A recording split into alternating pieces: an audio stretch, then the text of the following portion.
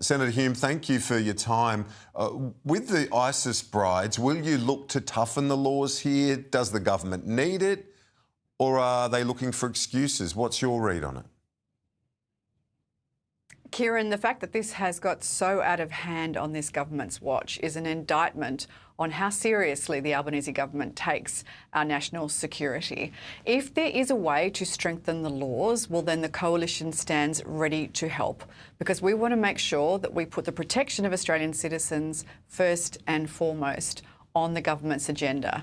These ISIS brides, so-called ISIS brides, have associated themselves with a caliphate that has put Western values, democracies firmly in their sights. And now we're inviting them back to our shores without the appropriate checks, without the appropriate agencies that have done the due diligence needed, done the due diligence required, and more importantly, done the due diligence that's expected to know that if we bring them back to our shores, that Australians will be safe.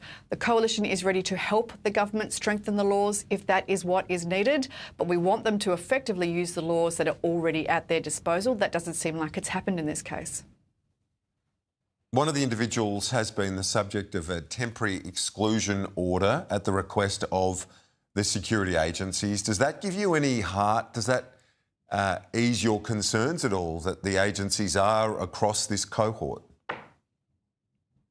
I think we would like some further comfort from agencies that the remaining women that are involved in the return, this self-managed return process, something that the coalition has spoken up against over and over, the government's condoning of a self-managed return policy for ISIS brides. We would like to see something a little more transparent from the agencies to determine whether these women do pose a threat, whether the families do pose a threat to Australians. And that's a question that I think all Australians are rightly expecting at a time when social cohesion is fractured and the terror alert is so high. Yeah, there's no doubt Australians are very much alert to issues around security, particularly off the back of the atrocity in December in Bondi. There's also the argument that's been made today that I want to get your thoughts on. The UN has made remarks urging the government to think about the children. What do you say to that? Well, of course we think about the children. They are innocent victims caught up in the terrible behaviour of their parents associating with a caliphate that has that is fighting for old hatreds with the most violent of means. My concern, of course, is the extent to which those children have been brought up in a radicalised environment and what the implications might be by bringing that back on our shores. We don't understand that. There is no transparency in this process, which is why we need our authorities to speak up and we need our government to be able to respond with whatever laws it has at its disposal. And if those laws need to be strengthened, well, the coalition stands ready to help the government to do so. The broader issue at the moment is around immigration, and I know your leader's been very strong in his language, Angus Taylor, from the get-go, and you as well, wanting to send the message, Senator Hume, to Australians that you will bring a different look to the issue of immigration. How do you get the balance right between that and what Matt Canavan called the un-Australian comments of Pauline Hanson, where she said there are no good Muslims? What did you make of her comments and her intervention? Yeah, those are not comments that I would ever wish to associate myself with. I think that they are abhorrent, and I think most Australians, sensible Australians, right-thinking Australians, would agree that that is an unnecessary insult to the so many good Australian Muslims, those of Islamic faith that have come to our shores, that have contributed to society, that have contributed to the economy and made Australia the extraordinary, culturally diverse nation that it is. There is, though, room for changes to our immigration system, and that is a completely different issue. Under Labor, we've seen over 500,000 people come to our country each year, over 1 million Australians to our shores just in 2 years alone. That's put enormous pressure on our infrastructure, on our health system, on our roads, on our housing market. We want to wind that back. The immigration program that we've had has been too high and the standards have been too low. That's why we want to make sure that we bring in the skilled migrants that our economy needs, because historically we've been a great migrant nation that has been made prosperous from our immigration policies. But we also want to make sure that if people don't believe or adhere to our core beliefs, if they don't believe in the rule of law or democracy or freedom of religion or freedom of speech, well, that the door is shut to those people. We want migration to thrive and flourish, but we want it to be the right migration that benefits all Australians. On the economy now, and this is the main game, and you want that to be the main focus for your opposition. It will be at the election. It always is, isn't it, the economy? But when we look at the jobs numbers today, what's your read on it? It remains resilient, the labour market, but is it being propped up by government spending, government jobs? Kieran, there is no doubt that the jobs market remains very tight indeed. Jobs for Australians is always a good thing, but of course the real problem here is that Australians are working harder for less.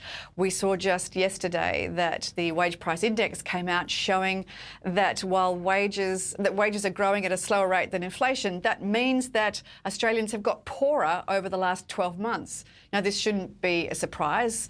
Real wages have gone backwards under Labor over the last 4 years that they have been in government. When people feel that they can't put as much in the supermarket trolley, or that everything is costing more, whether it's their electricity bills or their grocery bills or their power or their housing costs, whatever it might be, there's a good reason for that. If they're feeling poorer, it's because they are poorer. Real wages have gone backwards under Labor, and Jim Chalmers can deny that all he likes, but it simply isn't true. Real wages have gone backwards in 12 months and in 4 years. So the jobs market remains tight, but just over the weekend, Angus Taylor and I visited a young couple in his electorate in the town of Goulburn. Fantastic couple, but both of them were working 2 jobs, and I think that the labour market statistics reflect that. The other thing that really concerns me in the statistics that have come out today is the rise of youth unemployment.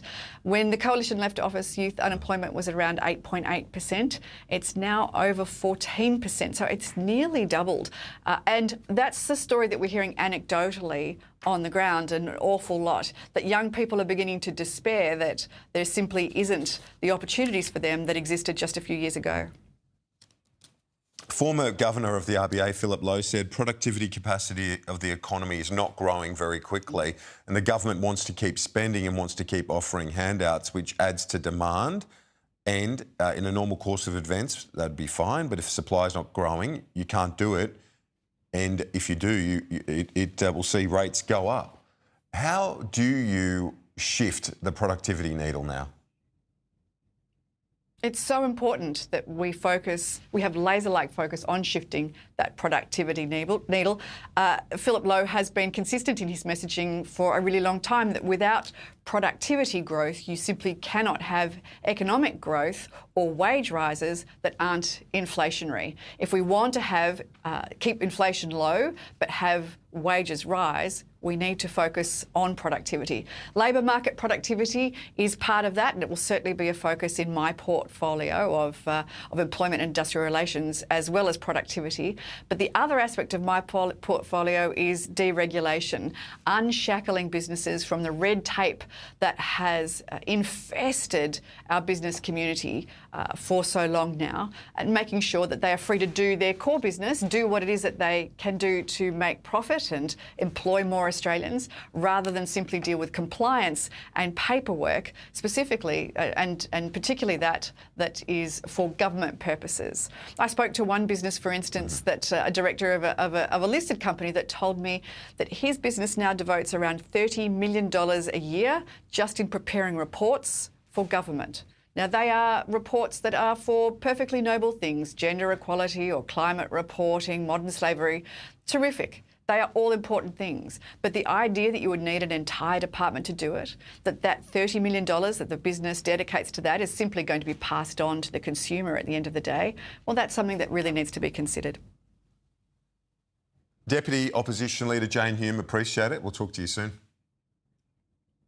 Great to see you, Kieran.